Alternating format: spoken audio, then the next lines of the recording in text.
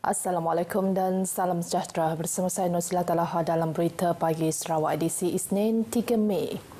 Lebih banyak badan-badan korporat, agensi kerajaan serta individu diharap tampil untuk bekerjasama dengan RTM dalam melaksanakan program tanggungjawab sosialnya pada masa akan datang.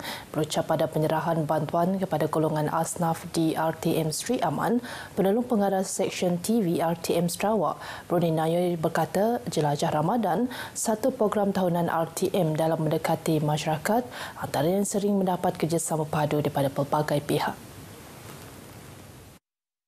Beliau yang mewakili Pengarah Penyiaran Negeri Sarawak menjelaskan RTM sentiasa mengalu-alukan syarikat-syarikat besar maupun individu yang berkemampuan untuk bekerjasama dengan Jabatan Penyiaran bukan sahaja untuk program Jelajah Ramadan, sebaliknya aktiviti lain yang akan diadakan kelak.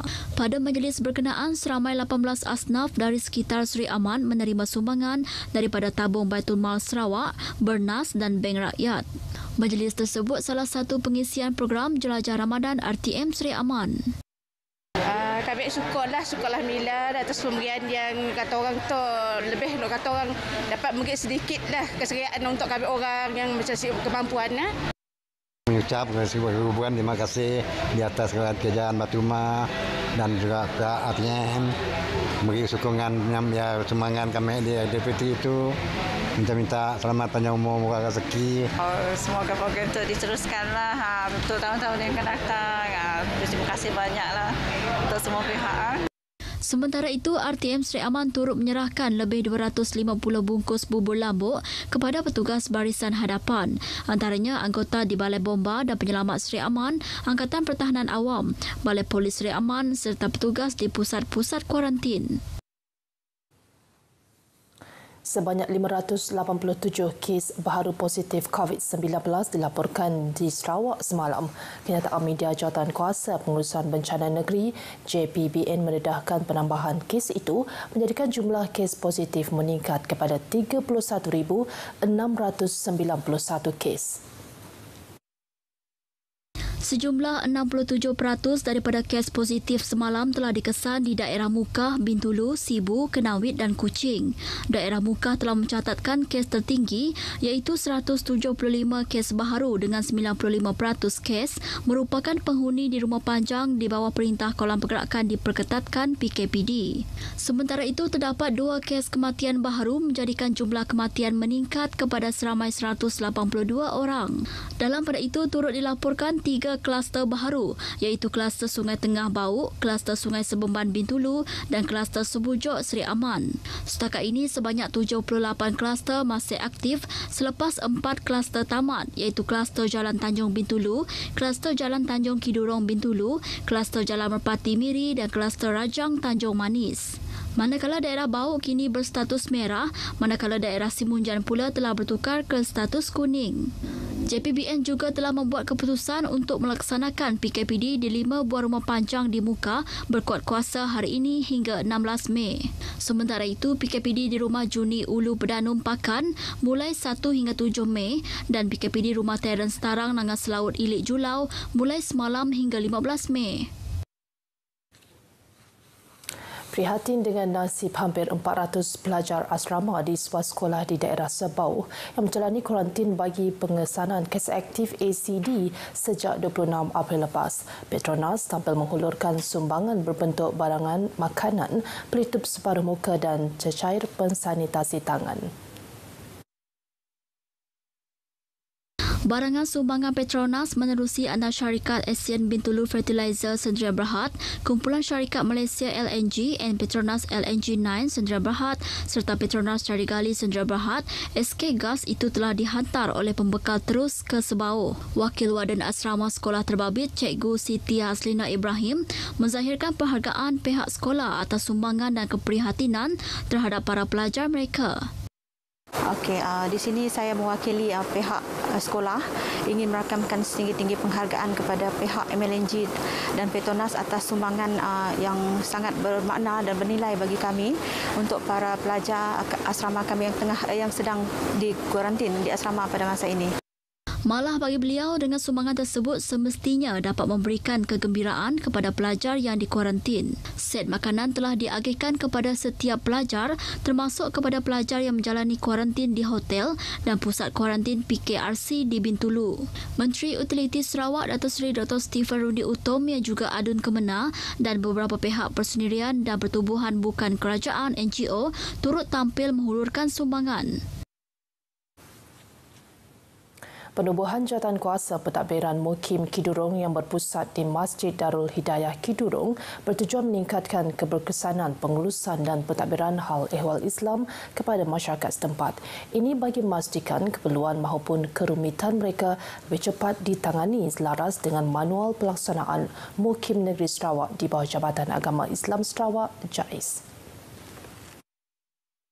Menurut Ketua Mukim Kidurong, Ustaz Muhammad Jol Ahmad yang juga pegawai Nakib JAIS Bintulu, melalui jawatankuasa itu pelbagai aktiviti dapat dilaksanakan secara bersama dan diselaraskan.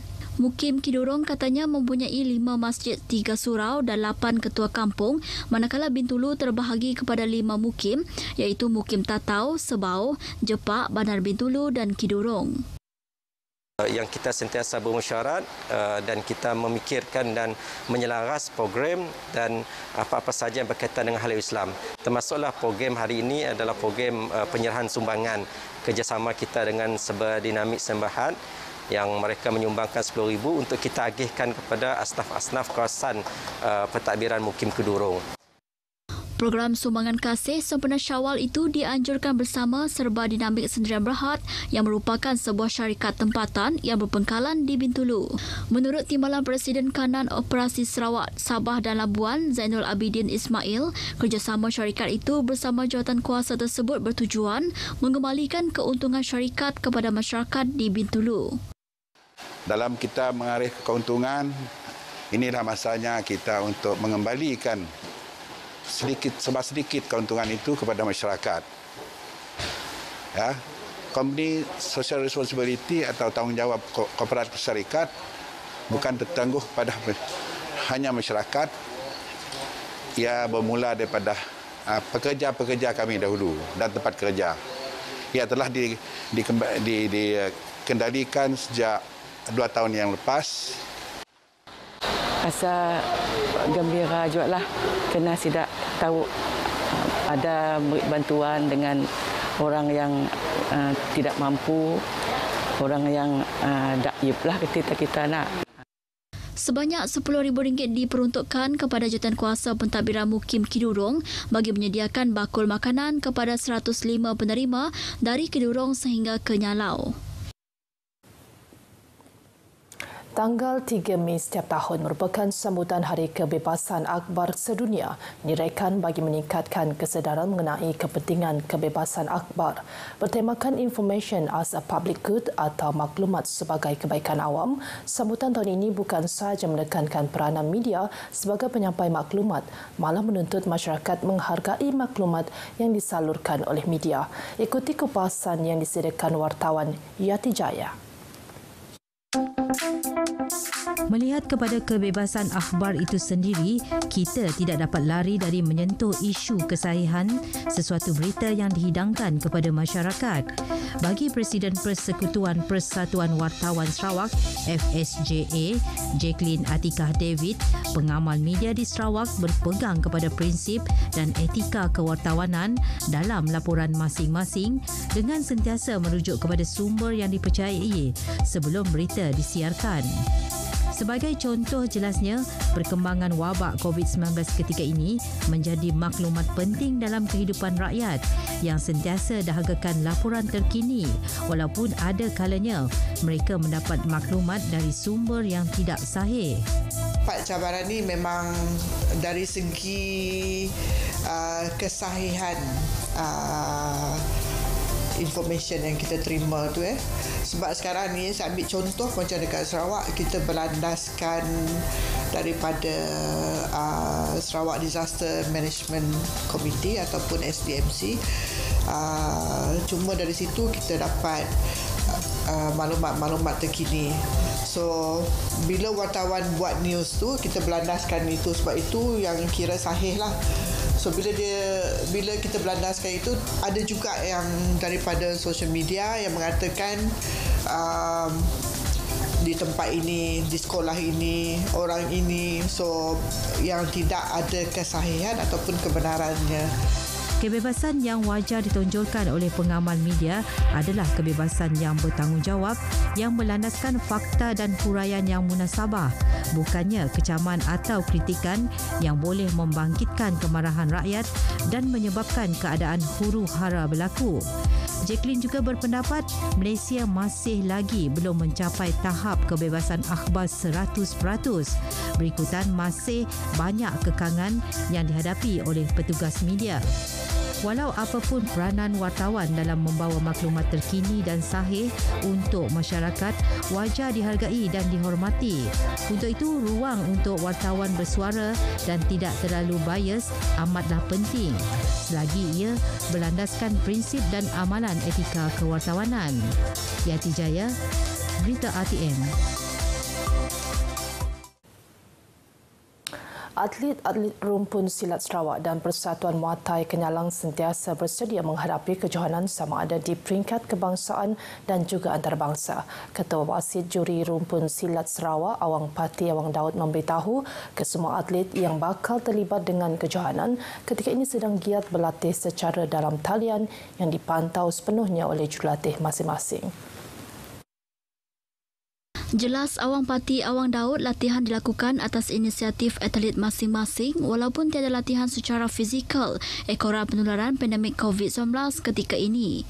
Katanya kebanyakan aktiviti dan kejohanan yang bakal disertai oleh kedua-dua badan seni silat tersebut dibatalkan ekoran COVID-19, namun ia tidak mematahkan semangat mereka dalam melakukan persiapan. Awang Pati memberitahu demikian kepada pemberita RTM pada program pengagihan bubur lambuk anjuran rumpun silat Sarawak dan Persatuan Muay Thai Kenyalang di Kuching. Sebanyak 400 bungkus bubur lambuk diagihkan kepada orang ramai pada program tersebut. Sekian berita pagi Sarawak. Utamakan kesihatan anda, kerap cuci tangan dan elak bersalaman. Saya Nuslat Laha, sehingga berjumpa lagi. Salam hormat dan Assalamualaikum.